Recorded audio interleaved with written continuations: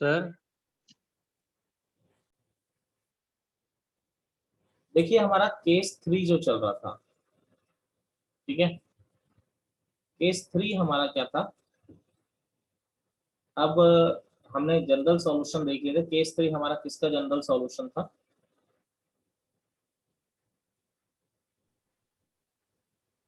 General solution of sine theta equal to sine alpha. तो हमें general solution हमें किसका देखना है? Sine theta equal to sine alpha का जनरल सॉल्यूशन देखना है, ठीक है। तो देखिए अगर मैं इसको सिंपली लैंग्वेज में बात करूं तो इसका फॉर्मूला क्या होता है? फॉर्मूला होता है theta equal to n pi plus minus one की पावर एन अल्फा। ये तो मैंने आपको बता दिया डायरेक्ट, जो आपको रिजल्ट याद रखना है। वेर यहाँ पर आप एक सिंपल सी बात लिखेंगे कि n बिलोंग्स टू क्या होता है? इंटीजर। लेकिन अब हमारे दिमाग में एक बात आती है कि ये आता भी कैसे है, ठीक है। कोई मैथ्स में ऐसा तो कुछ है नहीं, कोई जादू टोना टाइप तो कुछ है नहीं कि भाई कैसे आ रहा है हम बता नहीं सकते। तो देखिए इसका मैं प्रूफ आपको आसानी से साइड में बता दे रहा हूँ। कुछ नहीं है, कुछ बेसिक फॉर्मूले लगाऊंगा, 2 मिनट में आंसर आ जाएगा। देखिए sine theta equal to sine alpha को मैं सॉल्व करना चाहता हूँ। तो साइन अल्फा इधर आ गया, sine theta minus sine alpha equal to 0। क्या कोई फॉर्मूला लगता हुआ दिखाई दे रहा है आपको? कौन सा? Sine C minus sine D equal to 0 लग रहा है, नहीं लग रहा है? बोलिए। चलिए sine C minus sine D equal to 0 तो क्या होता है बच्चे? 2 cos c plus D by two sine C minus D by two equal to 0, ऐसा आ गया। अब देखिए एक बात आप हमेशा ध्यान रखिएगा, जब भी दो नंबर का प्रोडक्ट 0 होता है, अगर दो नंबर का प्रोडक्ट 0 है तो आपका क्या होता है? या तो पहला वाला नंबर 0 होगा या फिर क्या होगा? दूसरा वाला नंबर 0 होगा। समझ रहे हो मेरी बात को? ठीक है ना। तो यानी यहाँ पर क्या हो रहा है?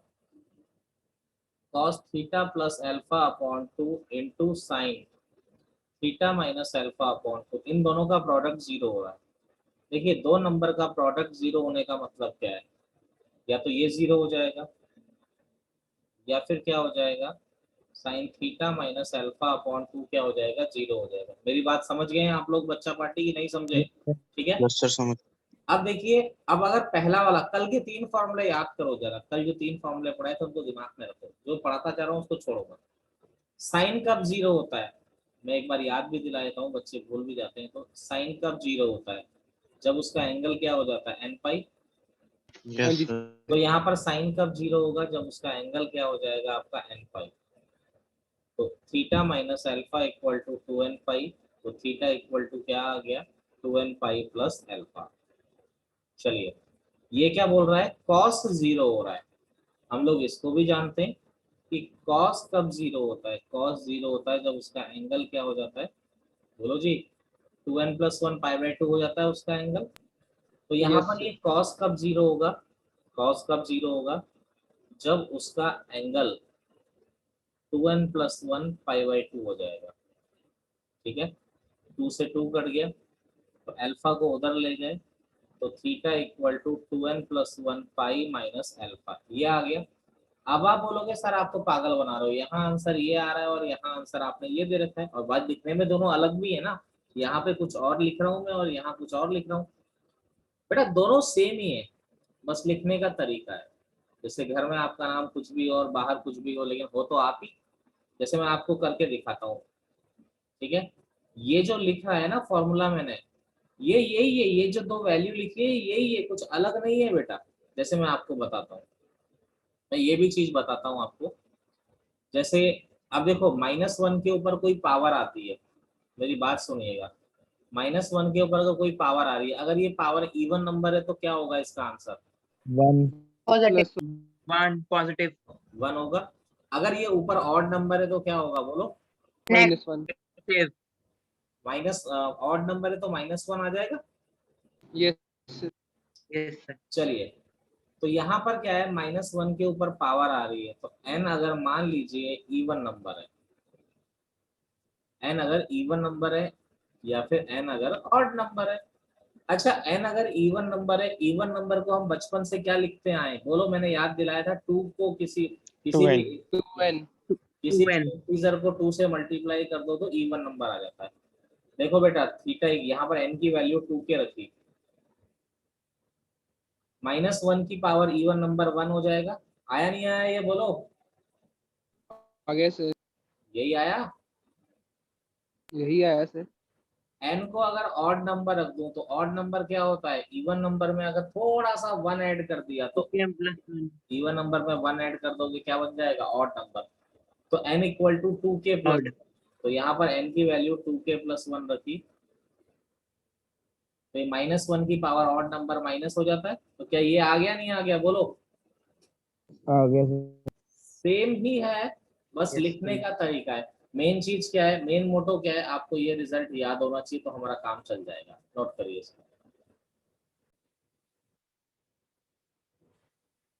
जैसे पहला क्वेश्चन है, जैसे साइन थीटा इक्वल टू 1/2, आपको इसका जनरल सॉल्यूशन निकालना है।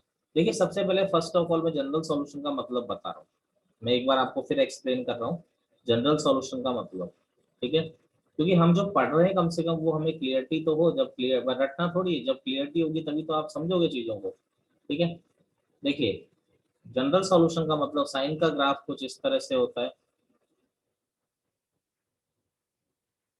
इधर की तरफ कुछ इस तरह से चलता है साइन का ग्राफ। ये हो गया 0, ये हो गया पाई, ये हो गया 2 पाई, ये हो गया 3 पाई, ये 4 पाई, ये -पाई, ये -2 पाई, ये 1, ये -1। अब ये क्या बोल रहा है, साइन की वैल्यू 1/2 कहाँ पर है? अरे 1/2 जनरल फॉर्म में बोल रहा है, कहाँ पर है? तो बेटा देखो 1/2 यहाँ कहीं होता है। अब बेटा जरा ध्यान दो, 1/2 कहाँ पर है साइन की वैल्यू, देखते चलो। बेटा 1/2 तो बहुत जगह होगी, यहाँ होगी, यहाँ होगी, यहाँ होगी, यहाँ होगी, यहाँ होगी, 1/2 ही तो होगी ना आगे सब जगह बोलो। यहाँ होगी, फिर यहाँ होगी। तो क्वेश्चन का मतलब ये है कि आप यही निकालना चाह रहे हो कि साइन की वैल्यू 1/2 कहाँ पर है। तो देखो एक एंगल तो एक तो ये आएगा, वैल्यू का पॉइंट एक्स की वैल्यू ये आएगी, एक ये आएगी, एक ये आएगी, एक ये आएगी, एक ये आएगी, तो बहुत सारी जगह। ये तो इनफाइनाइट टाइम आता है, क्वेश्चन का मतलब ये है, ठीक है? अब इसको निकालने का तरीके के लिए हमने क्या फॉर्मूला सीख लिया है। तो देखो निकालने का तरीका क्या है, इस 1/2 को साइन में कन्वर्ट कर दीजिए, साइन में कन्वर्ट कर दीजिए। 1/2 किसकी वैल्यू होती है, 30 डिग्री की वैल्यू होती है, साइन π/6। तो साइन थीटा, अब एक फॉर्मूला बन गया यहाँ पे, कौन सा फॉर्मूला बन गया, sine theta equal to sine alpha. तो बेटा अभी अभी पढ़ा है, थीटा इज इक्वल टू क्या होता है, n pi plus -1 power n alpha. अब यहाँ पर कंपेयर किया तो अल्फा कितना आ रहा है, π/6। तो थीटा इज इक्वल टू क्या आ रहा है, n pi plus -1 power n into π/6। ये आपका आंसर आ गया। ये क्या कर रहा है, ये उन सारी वैल्यू को बता रहा है जहां पर साइन 1/2 होगा। आप n को इंटीजर रखते जाओ, देखो जैसे मैं दिखाता हूँ, n को 0 रखा तो थीटा की वैल्यू क्या मिल रही है, π/6। यानी ये पहली वैल्यू π/6 है जहां पर ये 1/2 हो रहा है, समझे? n को 1 रखा, अगर 1 रखोगे तो देखो क्या मिल रहा है, मैं क्वेश्चन का मतलब भी समझा रहा हूँ, पाई माइनस π/6, ये दूसरी वैल्यू है, पाई माइनस जहां पर साइन 1/2 हो रहा है। अब अगला n को 2 रखा तो क्या आ जाएगा, 2 पाई प्लस π/6। तो ये आपकी वैल्यू आ रही है अगली, ये 2 पाई प्लस π/6। देखो n को 3 रखा तो क्या आ जाएगा, 3 पाई माइनस π/6। तो ये आ गया, ये वाली वैल्यू आ गई 3 पाई माइनस π/6। आपको क्वेश्चन का मतलब समझ में आया, क्वेश्चन का मीनिंग क्या था एक्चुअली में, यस बोलिए। सर। यस सर, आपने लास्ट स्टेप में किया है। n की वैल्यू डालता जा रहा हूँ मैं, n की वैल्यू, n इंटीजर होता है ना, 0 1 2 3 सब डाल रहा हूँ मैं, ये बता रहा हूँ कि ये वैल्यूज कौन कौन सी है, आपको बताने की जरूरत नहीं है। अगर आपसे बोला जा रहा है find the general solution, then बताने की जरूरत नहीं है। ठीक है सर। ये आपका आंसर आ गया। क्लियर है मेरी बात? देखिए दूसरा क्वेश्चन देखें, अगर जैसा ऐसे आ जाए, sine 2 theta is equal to √3/2, ठीक है? Sine 2 theta is equal to √3/2, इसको अगर मैं सिंप्लीफाई करता हूँ यहाँ पर, इसको अगर मैं सिंप्लीफाई करता हूँ तो यहाँ पर क्या हो जाएगा, देखिए √3/2 साइन में किसकी वैल्यू होती है, आप लोग जानते हो 60 डिग्री की वैल्यू होती है। π/3। चलिए, तो sine 2 theta equal to sine 5/3। अब आप लोग जानते हैं फॉर्मूला, आपको आज ही पढ़ा है, sine theta equal to sine alpha, तो theta equal to n pi plus minus 1 की पावर एन अल्फा। तो देखिए अल्फा तो कितना है यहाँ पे π/3 आ रहा है कंपेयर किया तो और थीटा की जगह पे कितना है 2 थीटा, तो थीटा की जगह पे यहाँ पे 2 थीटा रख दिया equal to n pi plus minus 1 की पावर एन। अल्फा कितना है आपका π/3। आपको किसका वैल्यू निकालना है, थीटा का, तो 2 से डिवाइड कर दिया तो एन π/2 माइनस 1 ये क्या हो जाएगा, डिवाइड बाय 2 ये भी हो जाएगा तो π/6। तो इसका जनरल सॉल्यूशन क्या हो जाएगा आपका, इसका जनरल सॉल्यूशन आपका ये हो जाएगा। क्लियर है, कोई दिक्कत? ये 6 कहाँ से आया? हाँ जी, ये जो आपने 6 डाला है 5/6, ये 6 कहाँ से? बेटा ये 2 डिवाइड नहीं होगा दोनों से,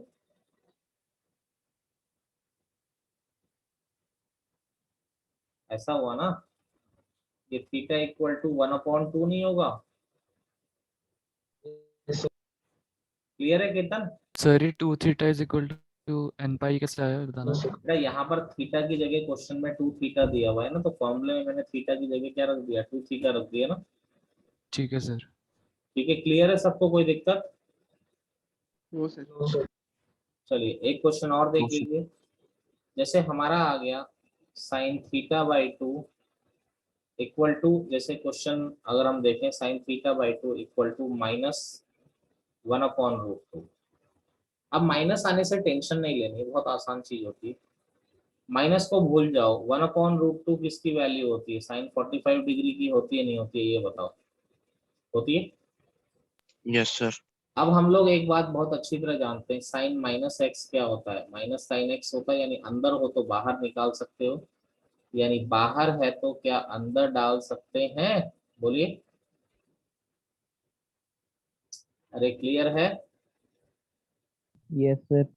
सर अब फॉर्मूला लग रहा है sine theta equal to sine alpha. अब यहाँ पर अल्फा कितना है आपका, -π/4 है, कोई टेंशन नहीं, -π/4 रहने दो। अब देखिए तो यहाँ पर फॉर्मूले के अकॉर्डिंग क्या होता है, theta equal to n pi plus minus 1 power n alpha. तो थीटा कितना है आपका, theta by 2 equal to n pi plus minus 1 power n. Alpha कितना है आपका, -π/4। तो प्लस माइनस क्या हो जाएगा, माइनस हो जाएगा। आपको थीटा का वैल्यू निकालना है, इसको इधर मल्टीप्लाई किया 2 माइनस 1 की पावर एन 5/4, तो ये हो जाएगा 2n पाई माइनस माइनस 1 की पावर एन 5/2। तो ये थीटा की वैल्यू आ गई आपकी। क्लियर है? Yes sir. और ये हो गया आपका n belongs to integer. Any doubt किसी को? Sir no last sir. Step समझाना। बेटा ये प्लस माइनस, ये प्लस था और ये माइनस था, प्लस माइनस माइनस नहीं हो गया? हाँ जी, तो ये यस थीटा, सर। ये थीटा बाई 2 था, 2 को उधर ले गए, बोलो। हाँ जी सर। ठीक है, चलिए कॉपी करिए।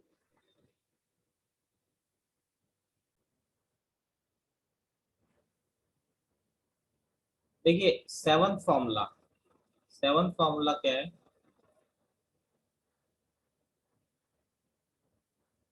General solution of, sir 5th है। Fifth sir. Yes yes yes, fifth formula, general solution of cos theta equal to cos alpha. तो इसका आंसर होता है theta equal to 2n pi plus minus alpha where n belongs to integer, theta equal to 2n pi plus minus alpha where n belongs to integer। देखिए इसके बारे में अगर हम लोग बात करते हैं तो जैसे आता कैसे, तो कुछ नहीं, चलो फॉर्मूले की प्रैक्टिस ही हो जाती है। cos theta equal to cos alpha, cos alpha को इधर ले आए तो ये बन गया cos c minus cos d equal to 0। cos c minus cos d क्या होता है, -2 sin c plus d by 2 sin c minus d by 2 equal to 0। -2 को उधर ले गए तो ये हो गया sine theta plus alpha into sine theta minus alpha. देखिए दो नंबर्स का प्रोडक्ट अगर जीरो है, दो नंबर्स का प्रोडक्ट अगर जीरो है, फिर वही बात, या तो ए जीरो होगा या फिर बी जीरो होगा। यानी इन दोनों का प्रोडक्ट अगर जीरो है तो या तो sign theta plus alpha upon 2 zero होगा, या फिर sign theta minus alpha upon 2 क्या होगा आपका, जीरो होगा। तो देखिए अगर साइन जीरो हुआ तो आप लोग फॉर्मूला में बार बार याद दिलाई देता हूँ आप लोगों को, साइन कब जीरो होता है, जब उसका एंगल क्या हो जाता है, एन पाई हो जाता है। ठीक है, तो साइन कब जीरो होता है, जब उसका एंगल आपका एन पाई के बराबर होता है। तो theta plus alpha equal to 2n pi, theta equal to 2n pi minus alpha. ऐसे यहाँ पर भी साइन कब जीरो होता है, जब उसका एंगल आपका एन पाई के बराबर होगा। तो theta minus alpha equal to 2n pi, यानी theta equal to 2n pi plus alpha. तो देखो ये 2n पाई प्लस अल्फा है, ये 2n पाई माइनस अल्फा, तो डायरेक्ट ही आ रहा है ना ये वाला फॉर्मूला। तो theta equal to 2n pi plus minus alpha. Clear है सबको? Yes. चलिए अगला देखिए, जैसे हम लोग बात कर रहे हैं, अगर हम लोग बात करते हैं तो एक दो क्वेश्चंस मैं आपको करा ही देता हूँ साथ के साथ। जैसे कॉस थीटा इक्वल टू √3/2, इसका जनरल सॉल्यूशन निकालना है। तो आप याद करिए कि कॉस में √3/2 किसकी वैल्यू होती है। शायद डिग्री में तो आपको याद होगा ही, कितने, कॉस 30 डिग्री। Yes, sir. 5/6। बिल्कुल। तो आपका डायरेक्ट ही फॉर्मूला बन गया cos theta equal to cos alpha, और फॉर्मूला क्या होता है, theta equal to 2n pi plus minus alpha. यहाँ पर अल्फा कंपेयर किया तो π/6 आ रहा है, तो आपका आ गया theta equal to 2n pi plus minus π/6, where n belongs to क्या हो गया आपका, इंटीजर हो गया। ठीक है, कोई दिक्कत किसी को? करिए। नेक्स्ट प्रॉब्लम देखते हैं हम लोग। जैसे cos θ/2 इज इक्वल टू, मान लीजिए यहाँ पर आ रहा है 1/2। अब देखिए 1/2 आप कॉस में ढूंढिए, कॉस में किसकी वैल्यू होती है, तो कॉस में किसकी वैल्यू होती है, 60 डिग्री।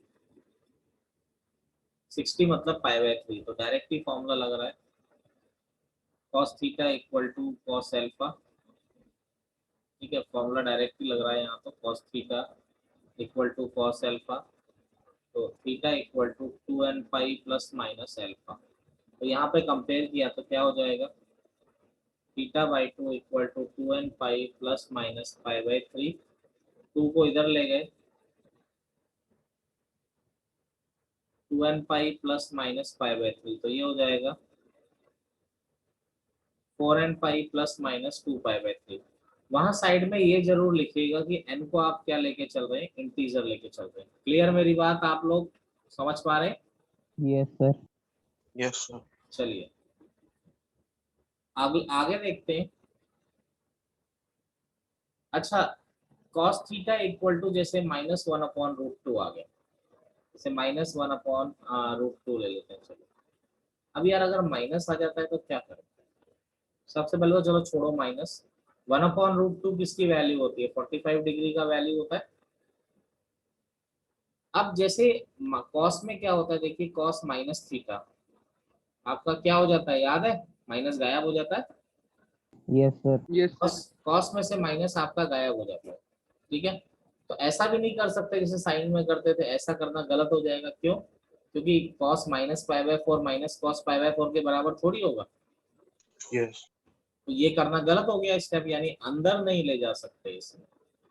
लेकिन एक चालाकी हम लोग जानते हैं, याद करिए cos 180 minus theta, cos minus cos theta. cos 180 minus theta, तो पाई पे cos का cos ही होता है, पाई माइनस सेकंड क्वाड्रेंट में cos कैसा हो जाता है, नेगेटिव हो जाता है। Negative. समझ रहे हो मेरी बात, नहीं समझ रहे हो? Yes sir. समझ रहे हैं। तो कभी भी माइनस आए ना तो आप ये चालाकी लगा लीजिए, cos 180 माइनस थीटा लिख दीजिए वहां पे, यानी माइनस cos π/4 है, तो इसको हमने क्या लिख दिया, cos पाई माइनस π/4। समझ रहे हो, नहीं समझ रहे हो? Yes, sir. Yes sir. LCM लिया तो क्या हो गया, cos 3π/4 हो गया। ठीक है, अब देखिए cos theta equal to cos alpha, तो थीटा इक्वल टू क्या होता है आप जानते ही हैं 2n pi plus minus alpha. तो 2n pi plus minus alpha कितना है आपका 3 पाई बाय 4 आपका अल्फा है, where n belongs to integer. Any problem किसी को, बोलिए, नहीं No. सर। कॉपी कर लीजिए।